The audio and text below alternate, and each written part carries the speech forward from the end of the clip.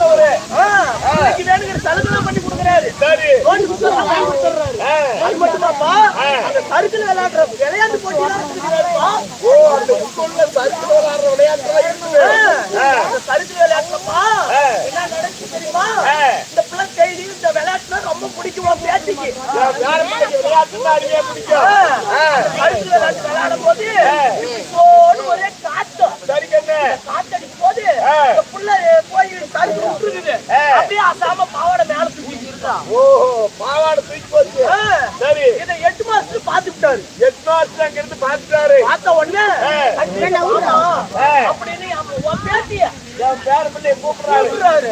கூப்பிட்டு பாய்க்குள்ள இருந்து கைய விட்டு 500 ரூபாய் பணம் எடுத்து கொடுத்துருக்காருப்பா. ஓ, சறுக்கு விளையாட்டுல பாவாடை வேணும் மாத்து உள்ளார சட்டி போடலப்பா. ஏமா வாங்கி நான் என்ன வாங்கணும் சட்டி 500 ரூபாய் கொடுத்து 4 சட்டி வாங்கி போட்டுப்பாப்பா. உங்க அம்மா இதை கொடுத்து அப்படின்னு சொல்லிருக்கிறாரு. சாயந்தரம் புள்ள அந்த 500 ரூபாய் பணத்தோட யார்கிட்ட வந்து அம்மா அம்மா இந்த மாதிரி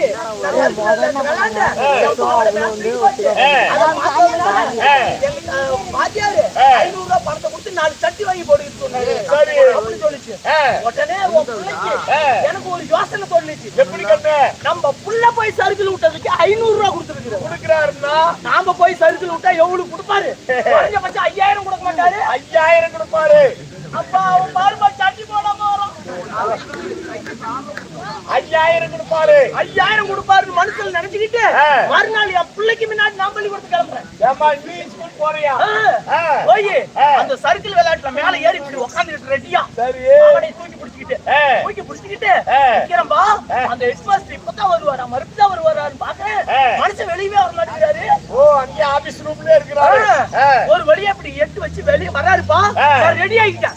ரெடி ஆயிட்டு உடற நேரத்துல டக்குனுக்குள்ளார போயிட்டு என்னமோ மறந்து வந்திருப்பாரு. எப்படியா இருந்தாலும் 1 மணிக்கு பெல் அடிக்கும்.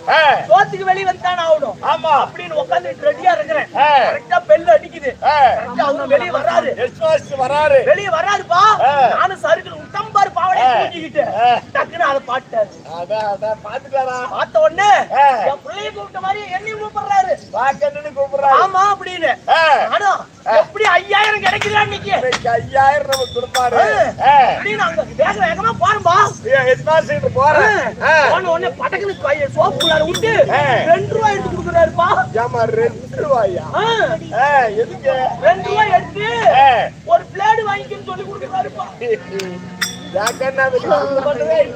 என்னப்பா பண்ணுவேன்? அதனால அத வாங்கிக்கிட்டு பேசாம வந்துட்டேன். எவ்வளவு ஒருத்தி வந்தாலும் அவங்க வர சொல்லுப்பா. எப்படின்னா மகாராணி அம்மா